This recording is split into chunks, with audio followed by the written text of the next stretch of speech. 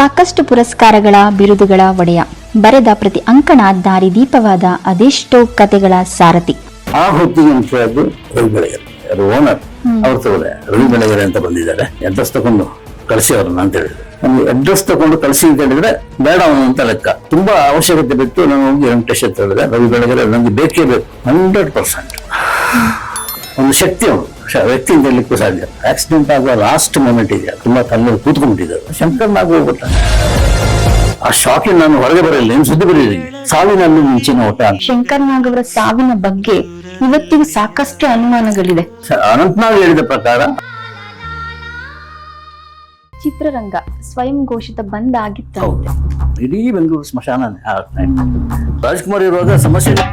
ವಿಷ್ಣುವರ್ಧನ್ ಅವರಿಗೆ ಆದ ಅನ್ಯಾಯದ, ಅವರು ಮಾಡಿದ ಅನಾಹುತಗಳು, ಕಿರುಕುಳಗಳು ಅಷ್ಟೇ. ಬಟ್ ಆ ಕಿರುಕುಳದಿಂದ ನೋವು ಅನುಭವಿಸಿದ್ದು ವಿಷ್ಣುವರ್ಧನ್. ಅದು ವೈಮನಸ್ಯ ಅಂತ ಏನು ಹುಟ್ಕೊಂಡಿತ್ತು, ಅದು ಅಭಿಮಾನಿಗಳ ಮಧ್ಯೆ. ಹಾಡು ಕೇಳಿಬಿಟ್ಟು ಅಣ್ಣ ಅವರ ಕರ್ಕಶ ಕಂಠ.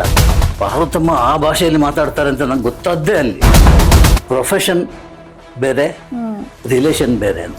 ನಾನು ಯಾವತ್ತು ತಾರೆಯರ ಹಿಂದೆ ಹೊಟ್ಟೆಪಾಡಿಗೆ ಏನ್ ಮಾಡ್ತಿದ್ದೀವಿ ಮಿಶ್ರೆ ಅಂತ ಹೇಳಿ, ಊಟಕ್ಕೆ ಗತಿ ಇಲ್ಲ ಅಂತ ಹೇಳಿ ಕಣ್ಣಲ್ಲಿ ಗರ್ಭ ಅಂತ ನೀರು ಬಂತು.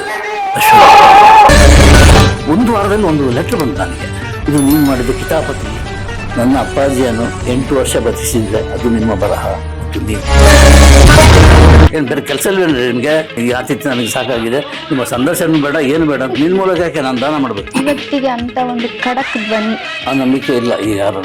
ಅಲ್ಲಲ್ಲಿ ಒಂದು ಮಿಂಚು ಬೆಳಗದೆ ಹೊರತಾಗಿ ಇದೆಲ್ಲ ಕತ್ಲು.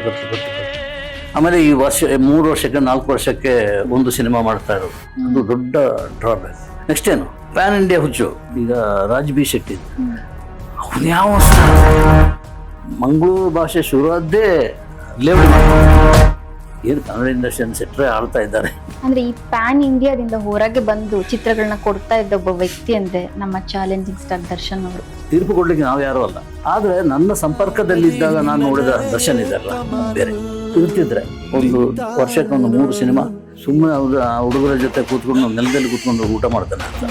ಯಾಕಂದ್ರೆ ಅಲ್ಲಿಂದಲೇ ಬಂದವನು, ನೆಲದಿಂದಲೇ ಬಂದ ಒಬ್ಬ ತಾರೆ, ಮಹಾತಾರೆ.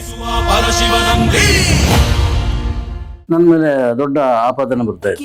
ಅದು ಜೊತೆಗಾರ ಸಿನಿಮಾದ ಪ್ರೆಸ್ ಮೀಟ್.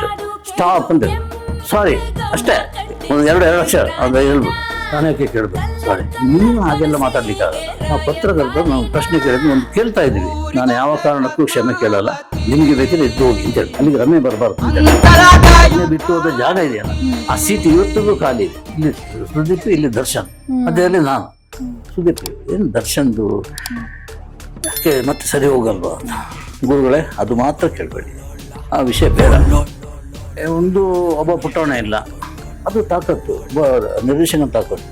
ನನ್ನ ಜೊತೆ ಒಂದು ಕೋತಿ ಆಕ್ಟ್ ಮಾಡಿದ್ದು ಕೂಡ ಅದು ಗೆಲ್ತದೆ ಅಂದ್ರೆ. ಬ್ಯಾಡ್ಗಿ ಮೆಣಸಿನಕಾಯಿ ವಿಷಯ.